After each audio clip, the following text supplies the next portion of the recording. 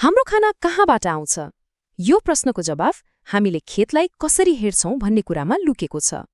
के यो एउटा कारखाना हो जहाँबाट सामान उत्पादन हुन्छ, वा यो आफैमा एउटा जीवित संसार हो?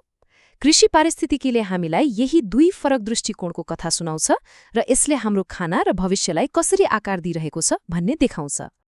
एकछिन सोचौं त, फार्म भनेको के हो?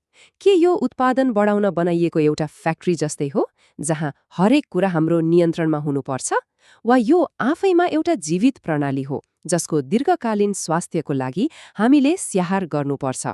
हो, कृषि पारिस्थितिकीले यही दोस्रो दृष्टिकोण अर्थात् जीवित प्रणालीको सोचलाई अँगाल्छ। त्यसो भए त्यो कारखानावाला सोच वास्तवमा कस्तो देखिन्छ त?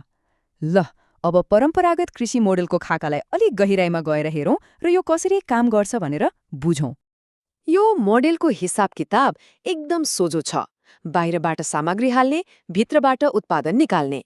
यसको मुख्य ध्यान छोटो समयमा धेरैभन्दा धेरै उत्पादन गर्नुमा हुन्छ। तर यसो गर्दा यसले अक्सर माटोको दीर्घकालीन स्वास्थ्य र पूरै प्रणालीको सन्तुलनलाई भने बेवास्ता गरिरहेको हुन्छ। तर यो सोझो बाटोले कहिलेकाहीँ एउटा खतरनाक पासो सिर्जना गर्न सक्छ। जब कृत्रिम मल प्रयोग हुन्छ, माटोलाई जीवित राख्ने सूक्ष्म जीवहरू मर्दै जान्छन्। यसले माटोको स्वास्थ्य बिगार्छ र बोटबिरुवा बाहिरी रसायनमा निर्भर हुन थाल्छन्। अन्तमा के हुन्छ भने बोटहरू झन कमजोर हुन्छन् र तिनमै बचाउन अझै धेरै रसायनको आवश्यकता पर्छ। तर के यो निर्भरताको चक्र तोड्ने कुनै उपाय छ त? हो, यसको एउटा एकदमै शक्तिशाली विकल्प छ। अब हामी जीवित प्रणालीको खाका अर्थात् पुनरुत्पादक मोडेलको बारेमा कुरा गरौं। यो मोडेलले रसायनमा होइन, प्रक्रियामा ध्यान दिन्छ। यसले फार्मलाई एक गतिशील अन्तर्सम्बन्धित प्रणालीको रूपमा हेर्छ जहाँ हरेक कुराको आफ्नो भूमिका हुन्छ। यहाँ लक्ष्य छोटो अवधिको उत्पादन मात्र होइन, बरु दीर्घकालीन स्वास्थ्य र स्थिरता हो। यसले त्यो दुष्चक्रलाई ठ्याक्कै उल्ट्याएर एउटा सकारात्मक चक्र, भनौं न एक किसिमको सच्चक्र बनाउँछ। जब हामी जैविक मल थप्छौं, माटोमा गड्यौला र फाइदाजनक ढुसीहरू फस्ताउँछन्। यसले माटोलाई नरम बनाउँछ र पानी सोच्ने क्षमता बढाउँछ। अनि परिणाम? बोट बिरुवाहरू आफै स्वस्थ, बलियो र प्राकृतिक रूपमै प्रतिरोधी बन्छन्। आखिरमा यो टेक्निकको मात्र कुरा होइन, यो त सोच्ने तरिकाकै कुरा हो।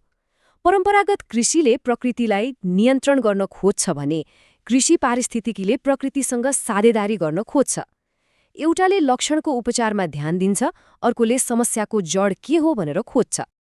ल, अब सिद्धान्तका कुरा त भए, फिल्डमा चाहिँ यो प्रणालीगत सोचले वास्तवमा कसरी काम गर्छ त? यो प्रणालीगत सोचको केन्द्रमा उद्गमन अर्थात् इमर्जेन्स भनी एउटा एकदमै रोचक अवधारणा छ। यसको मतलब के हो भने जब सही चीजहरू सही तरिकाले एकसाथ आउँछन्, तब परिणाम हामीले सोचेभन्दा पनि गजबको हुन्छ। पुरै प्रणालीको शक्ति त्यसका छुट्टा छुट्टै भागहरूको जोडभन्दा धेरै बढी हुन्छ।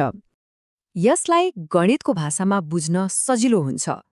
परम्परागत प्रणालीमा 1 र 1 जोड्दा 2 हुन्छ।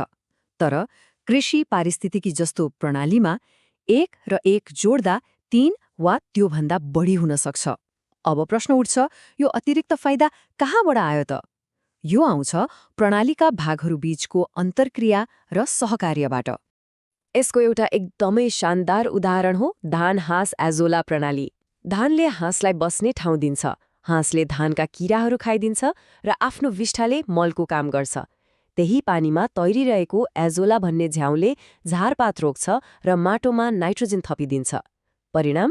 यी तीनवटैलाई सँगै राख्दा कुल उत्पादन छुट्टा-छुट्टै गर्दा भन्दा कैयौं गुणा बढी हुन्छ। यो नै 1+1=3 को जीवन्त उदाहरण हो। अर्को महत्त्वपूर्ण गुण हो आत्मनियमन। यो भनेको के हो भने प्रणालीले आफ्नो ब्यालेन्स आफै मिलाउँछ। बाहिरबाट घरिघरि हस्तक्षेप गरिरहनु पर्दैन। जसरी हाम्रो शरीरले आफ्नो तापक्रम आफै नियन्त्रण गर्छ, ठिक त्यस्तै। यसको एउटा उत्कृष्ट उदाहरण पुश-पुल प्रविधि हो। किसानहरूले खेतको छेउमा किरालाई आफूतर्फ तान्ने पुल बाली लगाउँछन् र मुख्य बालीको बीचमा किरालाई धपाउने पुश बाली। यसले यस्तो वातावरण बनाउँछ जहाँ मित्र जीवहरूले शत्रु किराहरूलाई आफै नियन्त्रणमा राख्छन्। कुनै रसायनको आवश्यकता नै पर्दैन।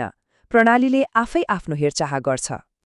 तर कृषि पारिस्थितिकीको यो सोच एउटा सानो खेतबारीमा मात्र सीमित छैन है। पछिल्लो शताब्दीमा यसको दृष्टिकोण एउटा सानो प्लटबाट विस्तार भएर पूरै ग्रहसम्म पुगेको छ। ल, यो यात्रालाई हेरौँ न। यो यात्रा सुरु भयो 1920को दशकमा, जब वैज्ञानिकहरूले केवल एउटा बालीको पारिस्थितिकीमा ध्यान दिए।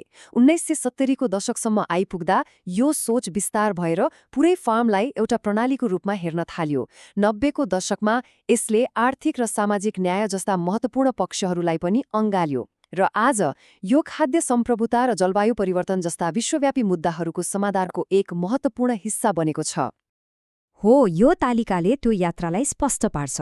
विश्लेषणको एकाइ एउटा बालीबाट सुरु भएर पूरै ग्रहसम्म पुगेको छ र परिवर्तनको कारण केवल जैविक दक्षताबाट बढेर शक्ति र न्यायसम्म पुगेको छ। ल, यति धेरै कुरा बुझेपछि अब केही व्यावहारिक प्रश्नहरू हेरौँ जसले हामीलाई कुनै पनि कृषि प्रणालीलाई बुझ्न मद्दत गर्छ। पहिलो प्रश्न, खेतमा जब कीरा वा रोगको समस्या देखिन्छ तब सामान्यतया के गरिन्छ? यहाँ दुई फरक जवाफ हुन सक्छन्। मेसिन सोचले समस्या देख्ने बित्तिकै बाहिरी समाधान खोज्छ, जस्तै स्प्रे। तर जीवित प्रणाली सोचले समस्या आउनु अघि नै त्यसलाई रोक्ने वातावरण बनाउँछ, जस्तै मित्र किराहरूलाई आकर्षित गर्ने फूलहरू रोपेर। अब दोस्रो प्रश्न, खेतबारीबाट निस्कने फोहोर भनिने कुराहरू जस्तै पराल वा झारपात, तिनको के हुन्छ त? मेसिन सोचले हरेक कुरालाई सिधा रेखामा हेर्छ, ल्याउने, प्रयोग गर्ने अनि फाल्ने। तर जीवित प्रणाली सोच चाहिँ गोलाकार हुन्छ। यसमा खेर जाने भन्ने केही हुँदैन, सबै कुरा स्रोत बन्छ र प्रणालीमा नै फिर्ता जान्छ, माटोलाई झनै मलिलो बनाउँदै। र अन्त्यमा यो सबै कुरा एउटै शक्तिशाली प्रश्नमा आएर टुङ्गिन्छ, हाम्रो लक्ष्य के हो? प्रकृतिलाई आफ्नो फाइदाको लागि व्यवस्थापन गर्न सिक्ने वा हामी पनि यही प्रकृतिको एक हिस्सा हौं भनेर बुझ्दै यसैसँग मिलेर अघि बढ्न सिक्ने?